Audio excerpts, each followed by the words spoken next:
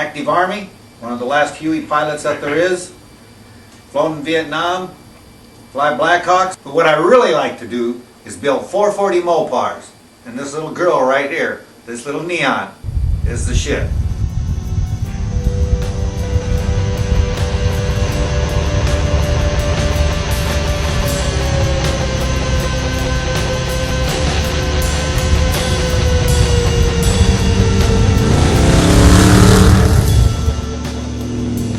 When I decided to put a pro street car together, I was like all of us guys, Mopar guys, Chevy guys, walking through the junkyard, and I saw this little neon, and the light bulb came on. So the next thing I know, it's in my garage. I got it all cut up, and I'm putting a 440 in it. The biggest obstacle I ran into with this girl was trying to put that big 440 in the front end. I had to stretch it 13 inches just to get the engine to clear the firewall, give me clearance for up front for the disc brake setup that I wanted to get. The 440 is a 72 casting date. It's bored 30 over, and it has 11.5 TRW pistons. The camshaft, which is the heart of the engine, is a 510 lift, and it's a hydraulic cam. Hydraulic cams are easier to work with if you drive around and play on the street.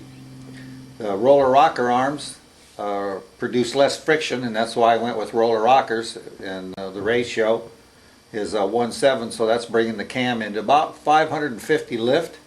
It's got 800 CFM, cubic feet per minute, Holley carburetor on it. It's got hooker headers, help her breathe, 2-inch hooker headers, fender well. Transmission is a 727. It's got a reverse pattern valve body, so you shift away from neutral, and you pull it back and you shift into second. It's a safety feature, so that you don't arbitrarily go into neutral and over rev the engine. It's got a RPM limiter on it, because when you hit this little girl, the RPM comes up real fast if you're a novice and you're not ready for it to do your shift points.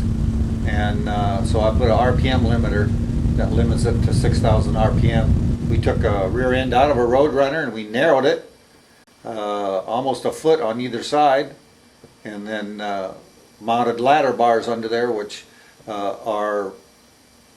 they take the place of coil springs or leaf springs, and on top of the ladder bars are coilover springs. They call it. There's a shock inside it to help support the rear of the car. The interior, since I wanted to be safe, because my wife drives this thing too, I had a full roll cage put in it, and it's tied clear to the front end of the car and to the back end of the car, so if there's any mishap, that I know that she would be safe playing when she drives this car.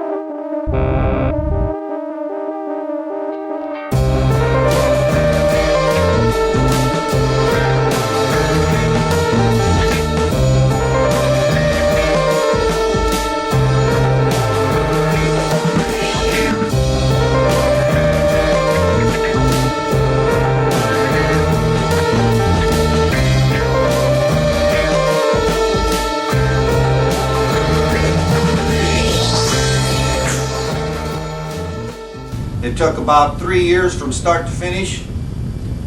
I don't know how much money's in it. I'd hate to say, if I told my wife, she'd probably kill me.